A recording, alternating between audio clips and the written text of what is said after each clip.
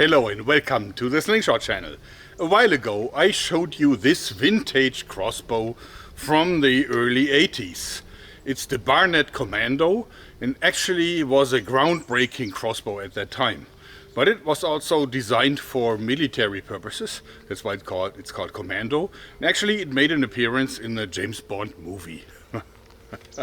And a lot of people wanted it because of one exciting feature, the break barrel action that it has. The official method is actually to put this thing down on the ground with the nose and then just use your body weight to do that.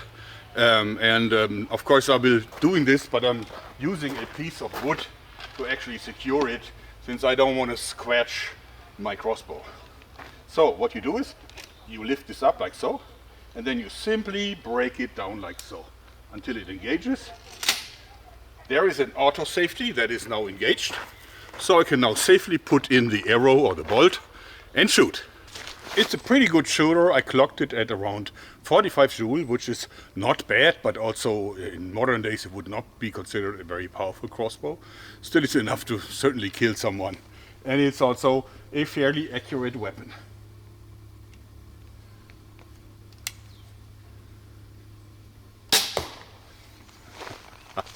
Fun to shoot also. However, there was criticism.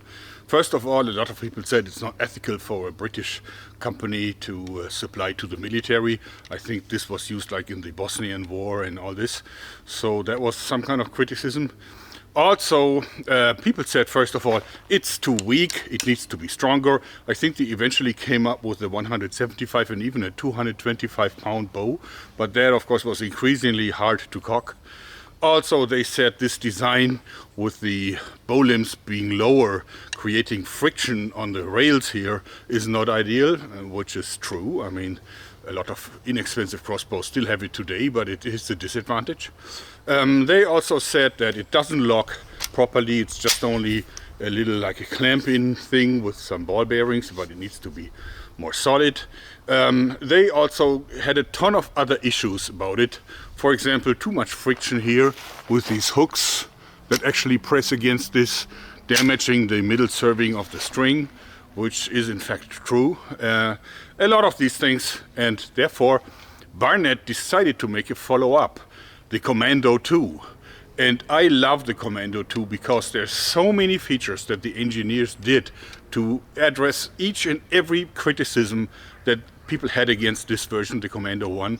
And even more, they added some features that to this day you do not find on any other crossbow, but features that should be a part of all these crossbow designs. The Barnett Commando 2 crossbow. Let me show you its features. The first very obvious change is it's now a compound bow. This means that you have these cams here. They're even a little bit eccentric, although they are much smaller than modern day cams would be still. And of course they also have these cables here that connect both ends for a more even draw. So this addressed the power issue. This is a much more powerful crossbow because of the compound technology, allowing much more stiff throwing arms, and also gotten rid of the tension on the spring, since this actually is well centered and there's not much friction on this on the rails here. So, which is also better for the middle serving.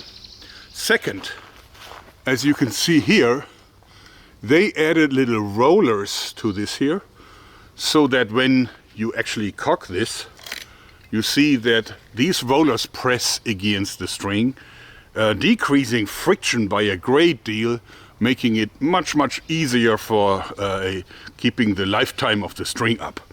So this was also a very major enhancement. Also, this now locks with a little push button. So this is a much more serious lock that you cannot accidentally open. That was also a criticism that was well addressed. Then the wear on the string. See, what they did is something that even modern crossbows don't have, since the use almost exclusively affects the middle serving. And of course experienced crossbow shooters know that, and they take care of the middle serving, replacing it before the main string, the inner parts, are damaged, which is easy to do, and it's just necessary every few hundred shots at the latest. In any case, what they did is they added these little things here, both sides. So little aluminum devices that actually separate the middle part of the string from the rest, which means that you can very inexpensively and easily replace this part, whereas the rest of the string usually holds a lifetime and never has to be replaced. I think that is also a very clever enhancement. Then what they did is, because the previous model had no protection on the muzzle side, you actually had to put it down with the screw that keeps the cocking arm in place, where this here has padded rubber elements that you can actually put down and cock it very easily without any damage or scratching of the real weapon. Also, I think a great new feature. Now, the coolest feature that I really love is that you can adjust the scope. Why is that necessary? Crossbow bolts are heavy and therefore they fly slowly, even though they have a lot of energy. Because of the high mass, they would have great penetration, but they would not fly anywhere as fast as a firearms bullet. So in this case, it means that there is serious drop, specifically if you shoot on longer distances. Like on 70 meters, the drop is already very substantial. And if you use a scope, you actually would have to hold over so high that you cannot see the target anymore in the sights. So how do you compensate? You lift the butt end of the scope a little bit up. And modern crossbows already have like an angled scope mount, and there's even adjustable scope mounts, but this one has built one in. You got this wheel here that you can adjust, and if you do that, you move the scope up and down. See, I'm not sure if you can see this well, but as you see, if I turn on this wheel here, the scope end moves up and down. And this actually means that you can adjust it to shoot straight, just to where the crosshairs are aimed at long distances. And so that you can notice where this is, you got this little dial here. So you see, when I turn this, the pointer changes. So I can actually scribble it down. I can say, okay, turn this to this setting for 70 meters and turn it to that setting for 10 meters. So I think it's a very cool feature, an adjustable integrated scope mount with a dial that shows you the value. I don't think that there's any other product on the market today that has that feature. They also added a ton of joints to the levers that actually cocks these things. So if you notice, what happens is, you see these joints make sure that the stretch is always even. So this here is actually guided, so there is always an even pressure against the string. This additional set of limbs made that possible, which of course physically is a great advantage, and there's also a great reduction on the wear on the string. Okay, let's cock this one. Put this in, put our weight on it, and like magic, it cocks.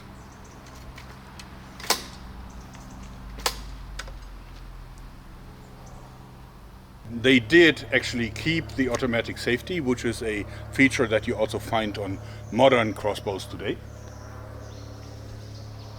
And fire. It shoots a lot harder. You can already feel, but we're going to test this later on. I also have to say that there's one more point that becomes very clear what they enhanced. This is the trigger. Now this is as easy to pull as any modern trigger of a modern crossbow. So therefore I think the trigger from the Commando 1 model was really poor. Now this is a great enhancement. Now we want to find out how well it performs. As I said, the Commando 1 did 45 joule. Now let's check this one.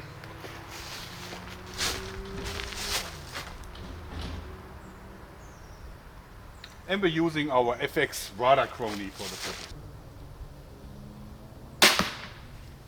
82 meters per second. This means it's now doing about 84 joule of energy. That's quite a lot. It's actually very powerful. Not bad even for a modern crossbow. And almost twice as much, almost twice as high as the energy of the Commando 1. Keep in mind, there's not a long time between the Commando 1 and the Commando 2. How does it compare to a modern crossbow? For example, to this very inexpensive Hex 400 made by EK Archery. And this is a crossbow that actually Last time I introduced it at a price of 249 euros for 15 pieces only, but we got almost like 80 orders or something. Every one of them will actually get the 249 price, but now it's a 299, that's the regular price. And for that you get the whole set. You get the 3 arrows, you get the scope, you get the cocking rope, you get everything. How does it compare? Well, first of all, it is a shorter weapon, and of course it's also more narrow, but it still has a longer power stroke and it has much more power. So power went up, and the compactness is also now much better than before. So it's a smaller yet more powerful crossbow.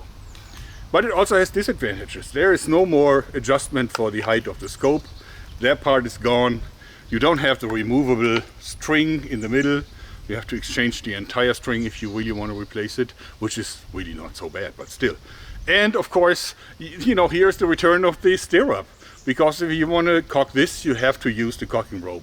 The angle of the cocked string would be so steep that it would be absolutely impossible to cock it with your bare hands. So in order to cock this crossbow, you put it down to the ground.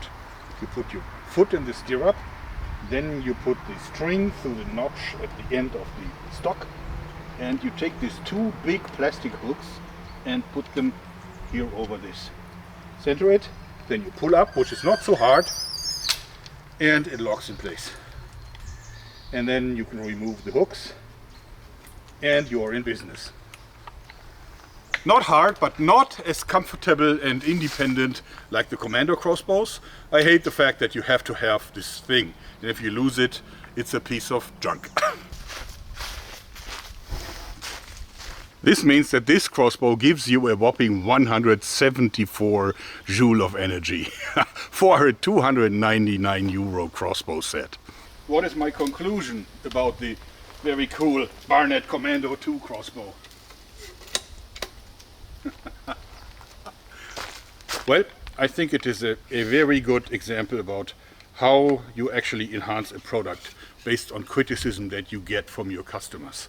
Since they incorporated so many great details that were supposed to make the customer more happy, more powerful, easier to cock, easier to service, better sight adjustment, safer operation, less wear on the parts, less scratches and cosmetic damages while cocking, a better physics behind it with a more straight line. So many advantages that I think it is a masterpiece. And it's actually very sad that Barnett discontinued this line of products when they decided to close shop in the UK and move operations to the US.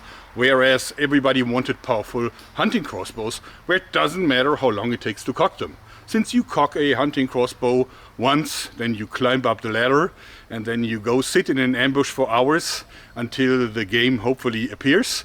Then you take your shot and that's it. You never recock it. You only have this one shot. Therefore, the way how you cock the weapon is irrelevant. Not so with this one here, because this one is a Commando. It's a tactical crossbow and probably the first one in modern days that saw a major success. So, hats off to Barnett and the engineers that are probably all in retirement. I bow to your genius inventiveness. Anyway, I hope that you enjoyed this, because I sure did.